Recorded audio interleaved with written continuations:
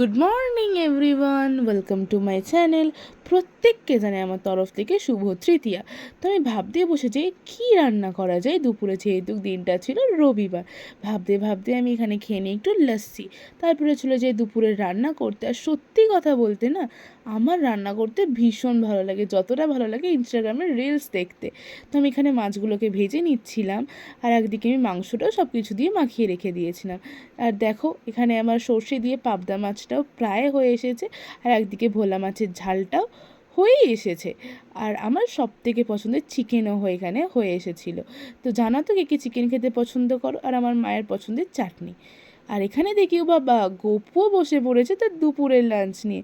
তো আমিও বসে পড়লাম একটু চিকেন কষা নিয়ে। তারপর দুপুরে খেয়ে দিয়ে ঘুমিয়ে আমি চলে আসি একটু ঠাকুর দেখতে, বাড়ির কাছাকাছি। আর দেখো কি সুন্দর না প্যান্ডেলটা, আর ছাতা দিয়ে এত সুন্দর ডেকোরেশন করেছিল, সত্যিই খুব ভালো লাগছিল। আর প্রতিমাটা বিশ্বাস করো আরও বেশি সুন্দর লাগছিল। তো আমার সাথে এরকম আরও সুন্দর সুন্দর ঠাকুর দেখতে আমার চ্যানেলটাকে সাবস্ক্রাইব করে দাও গাইজ।